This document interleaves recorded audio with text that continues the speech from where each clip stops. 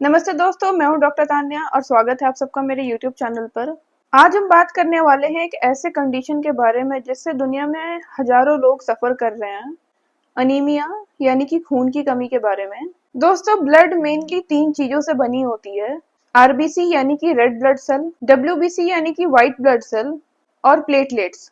Anaemia specially RBC की कमी के कारण होती है या फिर आरबीसी के अंदर हीमोग्लोबिन की कमी के कारण होती है। हीमोग्लोबिन एक प्रोटीन है जिसमें आयरन होता है और इसका काम होता है ऑक्सीजन को लंग से लेके बॉडी के हर एक सेल तक पहुंचाना।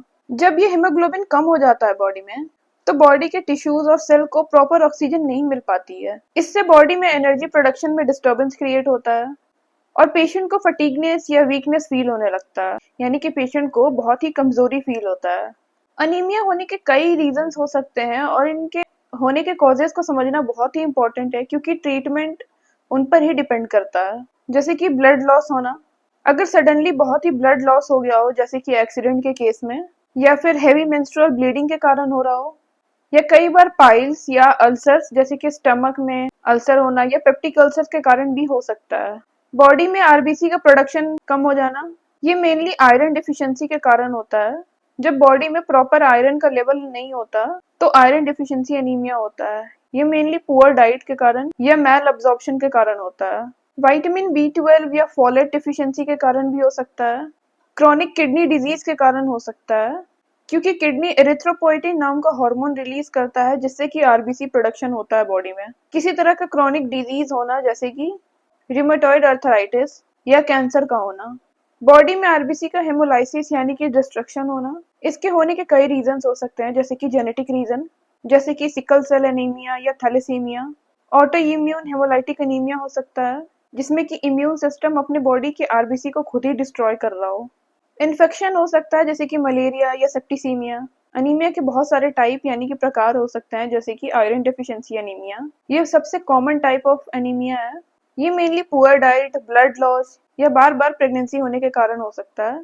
इसके सिम्टम्स में हमें फटीगनेस, वीकनेस, पिक्का यानी कि मिट्टी या आइस खाने का मन हो, ये देखने को मिल सकता है और साथ साथ में हेयर फॉल भी होगा। मेगैलोब्लास्टिक एनीमिया, ये मेनली विटामिन बी 12 या फोलेट डिफिशियंसी के कारण होता है। हेमोलाइटिक एनीमिया, नॉर्मली आरबीसी का जो लाइफ स्पैन होता है वो 120 डेज का होता है, लेकिन अगर प्री मेच्योरली उनका ब्रेकडाउन हो तो इसे हेमोलाइटिक एनीमिया हो सकता है। ये mainly malaria, auto immune disease या सिकल सेल एनीमिया के केसेस में देखने को मिलता है। एप्लास्टिक एनीमिया, इसमें जो बोन मैरो होता है वो खुद ही डब्ल्यूबीसी, आरबीसी और प्लेटलेट्स को बनाना बंद कर देता है।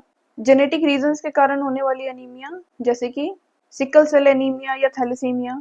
अनीमिया के कुछ कॉमन सिम्टम्स हैं जैसे कि वीकनेस, हर वक्त कमजोरी का फील करना, चक्कर आना, सर में दर्द होना, सांस का फूलना थोड़े से एक्सर्शन के बाद, हाथ पैरों का ठंडा होना, स्किन, लिप्स या नेल्स का सफेद पड़ जाना यानी कि पेलनेस, नंबनेस या टिंगलिंग सेंसेशन फील होना, ब्रिटल नेल होना, हेयर फॉल या पिक्का होना।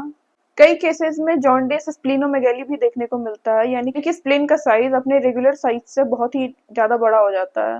अनीमिया के कुछ कॉम्प्लिकेशंस भी हो सकते हैं जैसे कि सीवियरली फटीगनेस फील करना जो कि नॉर्मली डेली लाइफ को डिस्टर्ब कर देता है, प्रेगनेंसी में कॉम्प्लिकेशन होना जैसे कि प्री मेच्योर डिलीवरी होना, लो बर्थ वेट या मैटरनल मोर्टेलिटी रेट इंक्रीज हो सकता है, ग्रोथ रिटार्डेशन बच्चों में देखने को मिल सकता है, हार्ट फेलियर क्योंकि हार्ट को ज्यादा पंप करना पड़ रहा है लो ऑक्सीजन को कंपनसेट करने के लिए, फ्रिक्वेंट इन्फेक्शन हो सकता है बॉडी में, वुंड हीलिंग बहुत ही पुअर होगा यानी कि घाव जल्दी नहीं भरेगा।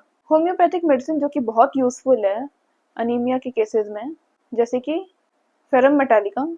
अगर पेशेंट बहुत ही पेल या वीक हो लेकिन उनका फेस बहुत ही फ्लश्ड रेड हो तो ये बहुत यूजफुल है उसके लिए।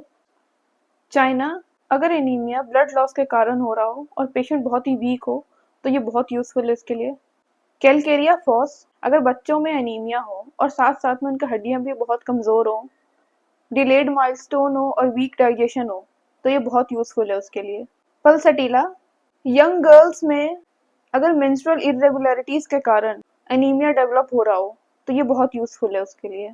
इसके लिए कुछ लाइफस्टाइल चेंजेस भी कर सकते हैं जैसे कि आयरन रिच डाइट लें और साथ साथ में विटामिन सी रिच डाइट भी लें क्योंकि विटामिन सी हेल्प करती है आयरन के एब्जॉर्प्शन के लिए।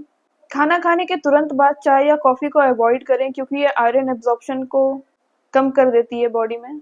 रेगुलर एक्सरसाइज करें जिससे कि सर्कुलेशन इम्प्रूव होता है बॉडी में।